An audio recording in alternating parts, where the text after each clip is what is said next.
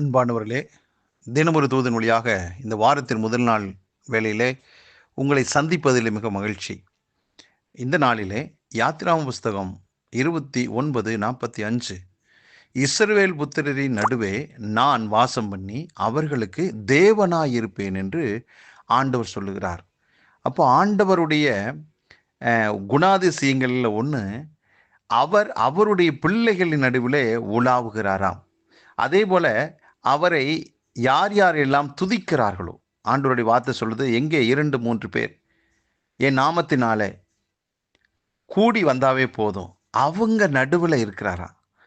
அப்புறம் துதிகளின் நடுவில் அவர் வாசமாக இருக்கிறாராம். இப்படி ஆண்டவர் இப்படிப்பட்டதான இடங்களிலெல்லாம் அவர் வாழ்கிறார், அசைவாடுகிறார். அவர் தம்முடைய பிரசன்னத்தை வெளிப்படுத்துகிறாராம். ஆகவே இன்றைக்கு வாரத்தின் முதல் நாள் நாம் எல்லாரும் ஒரே ஒரு தீர்மானம் எடுப்போம். நான் ஏதோ ஒரு மனுஷன் நடமாடுகிற, மனுஷன் என் நடுவில் இருக்கிற அந்த அனுபவத்துக்குள்ளாக நான் வர விரும்பலை. மனிதனை படைத்தவர், மனிதனுடைய நல்வாழ்வுக்காக தன்னுடைய உயிரையே கொடுத்தவர், மென்மேலும் அவன் சகல விதத்திலும் அவன் ஆசீர்வதிக்கப்பட்டு உயர்த்தப்பட வேண்டும் என்று விரும்புகிற அக்கறையுள்ள ஒருவர்தான் ஆண்டவராகிய இயேசு கிறிஸ்து. எந்த மனுஷனையும் மேன்மைப்படுத்த அவரால் ஆகும். அப்படிப்பட்டவர் என் நடுவே வாசம் பண்ணினால் நான் இன்னைக்கு இருக்கிற நிலையிலே இருக்க மாட்டேன். இன்னும் பல விதங்களிலே நான் வளர்ச்சி அடைவேன், பழுகுவேன், பெருகுவேன், மேன்மை அடைவேன். ஆகவே இன்றைக்கு நான் எடுக்க வேண்டிய ஒரு தீர்மானம், துதிகள் நடுவில் வாசமாயிருக்கிற அவருடைய நாமத்தினால கூடி வருகின்றதான இடத்துல எல்லாம் அவர் வர்றார்ல, அவர் வருகின்ற இடத்துல நான் இருக்க விரும்புகிறேன். ஏனென்றால் நான் இருக்கின்ற இடத்துல அவர் வருகிறார். ஆகவே அப்படிப்பட்ட நல்ல தெய்வத்தை ஆராதிப்பதற்கு நான் இன்றைக்கு நானும் என்னுடைய குடும்பமும் என்னை சார்ந்தவர்களும் சேர்ந்து ஆராதிக்க போகிறோம் என்ற ஒரு தீர்மானம் எடுக்கலாமே. அருமையானவர்களே, இந்த வாரத்தின் முதல் நாளில் நீங்கள் எடுக்கிற இந்த நல்ல தீர்மானத்தை ஆண்டவர் பார்த்துக்கிட்டே இருக்கிறார். உங்களுக்கு அருகாமையில் இருக்கிற, நீங்கள் விரும்புகிற ஒரு நல்ல திருச்சபைக்கு நீங்கள் செல்லுங்கள். அங்கே துதிகள் நடுவில் வாசமாக இருக்கிற ஆண்டவர், அவர் வாசமாக அசைவாடி கொண்டிருப்பார். அவர் உங்களுக்கும் எனக்கும் தேவனாய் இருக்கிறார். அவர் எனக்கு தேவனாய் இருக்கும் பட்சத்தில் என் தேவைகள் எல்லாமே பூர்த்தி செய்யப்படும். என் வாழ்க்கையினுடைய அத்தனை காரியத்தினை அவர் மேற்கொள்வார். எனக்கு இருக்கிற எல்லா பிரச்சனைகளிலிருந்தும் பூரணமான ஒரு விடுதலை என் தேவனால், நான் ஆராதிக்கிற தேவனால் எனக்கு கிடைக்கும்.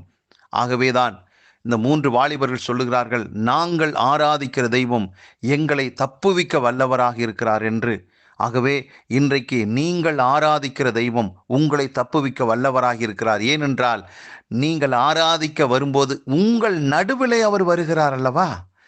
அவர் உங்கள் நடுவிலே வரும்போது உங்களுடைய குறைவுகள் மாறும், நிறைவாகும், நன்மை கிருபையும் தொடரும். உங்கள் வாழ்க்கையில் நீங்கள் பெற்றிராத எத்தனையோ விதமான நன்மைகள் இந்த வாரத்துக்குள்ளேயே நடக்கும்.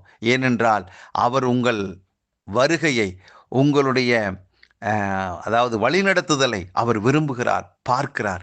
ஆகவே பிரியமானவர்களே, இந்த நாளை எந்த விதத்திலும் வீணடிக்காதபடி ஆண்டவரை தொழுது கொள்ள, ஆராதிக்க நீங்கள் செல்லுங்கள்.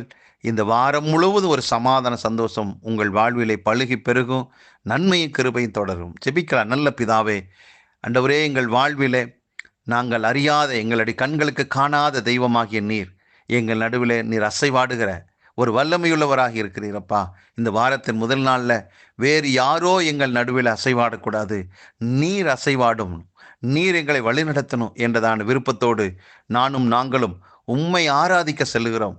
ஆண்டவர், யார் யாரெல்லாம் இதை கேட்டுக்கொண்டிருக்கிற எத்தனை மக்களும் ஆண்டவரே, அவங்க எல்லாம் ஆராதனைக்கு செல்லட்டும். ஆராதனைக்கு செல்லக்கூடிய அத்தனை பேருடைய வாழ்க்கையிலும் மாற்றங்களையும் அதிசயங்களையும் அற்புதங்களையும் கர்த்தாவே நீர் செய்கிறீர். அவங்க வாழ்க்கையில் நிம்மதியை, சமாதானத்தை தருகிறீர். அப்படிப்பட்ட புதிய அனுபவங்களை கர்த்தாவே இந்த வாரத்தின் முதல் நாளிலே அவங்க பெற்று சுகமாய் ஆசீர்வாதமாய் வாழ்வார்களாக. ஒவ்வொருவரை வாழ்த்தி ஆசீர்வதிக்கிறேன். இயேசு கிறிஸ்துவின் நாமத்தை ஜெபிக்கிற நல்ல பிதாவே, ஆமேன். அருமையானவர்களே, கர்த்தர் நடுவிலே உலாவுகிற, அசைவாடுகிற இடத்துக்கு செல்லுங்கள், வெற்றியை காணுங்கள். நன்றி.